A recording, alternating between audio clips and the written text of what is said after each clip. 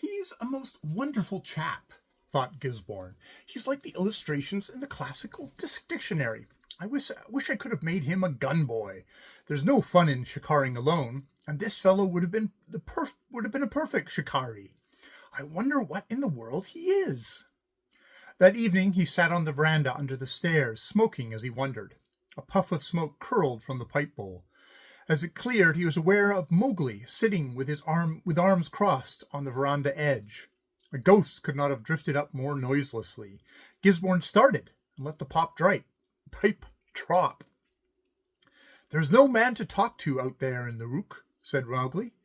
"So I came here, therefore." He picked up the pipe and returned it to Gisborne.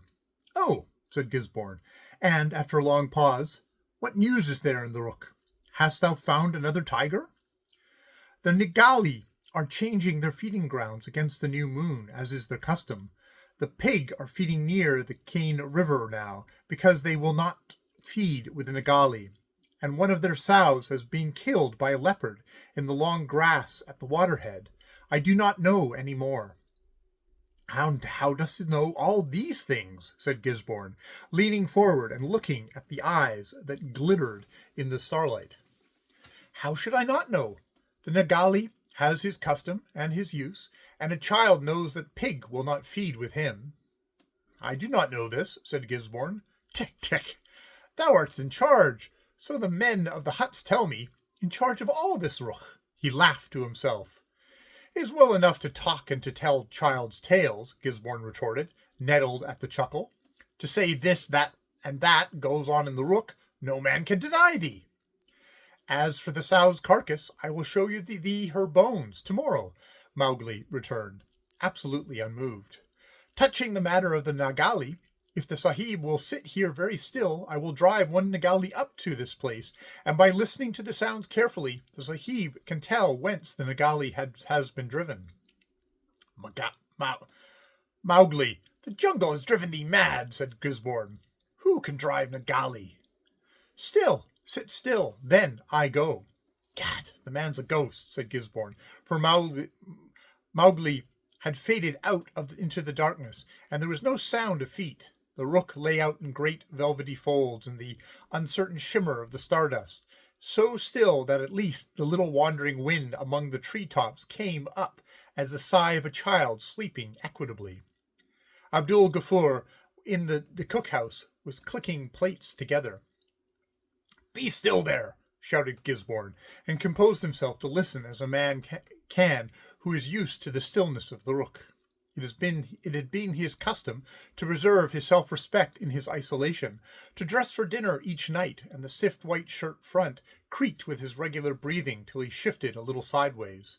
Then tobacco of somewhat foul pipe began to purr, and he threw the pipe from him. Now, except for the night breath in the rook, everything was dumb. From an inconceivable distance, and drawling through immeasurable darkness, came the faint echo of a wolf's howl. Then silence again for, it seemed, long hours. At last, when his legs below the knees had lost all feeling, Gisborne heard something that might have been a crash far off through the undergrowth. He doubted till it was repeated again and yet again. "That's from the west," he muttered. "There's something on foot there." The noise increased, crash on crash, plunge on plunge, with the thick grunting of a hotly pressed Ngali, flying in panic terror, and taking no heed to his course. A shadow blundered out from between the tree trunks, wheeled back, turned again grunting, and with a clatter on the bare ground, dashed up almost within reach of his hand. It was a bull Ngali, dripping with dew, his withers hung with a torn trail of creeper, his eyes shining in the light from the house.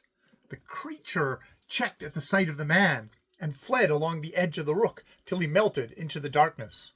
The first idea in Gisborne's bewildered mind was the indecency of thus dragging out for inspection the big blue bull of the rook, the putting him through his paces in the night, which should have been his own.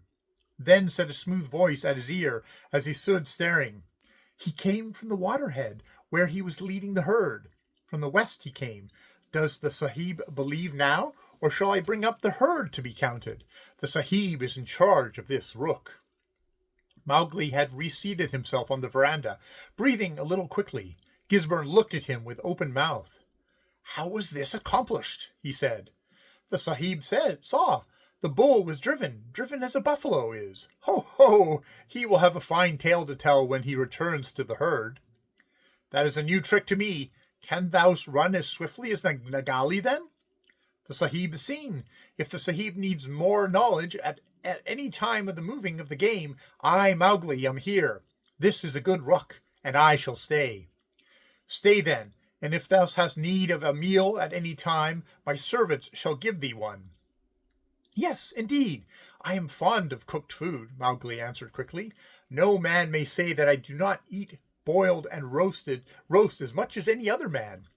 I will come for that meal. Now, on my part, I promise that the Sahib shall sleep safely in his house by night, and no thief shall break in to carry away his so rich treasures." The conversation ended itself on Mowgli's abrupt departure. Gisborne sat long smoking, and the upshot of his thoughts was that in Mowgli he found at last that ideal ranger and forest guard for whom he and the department were always looking.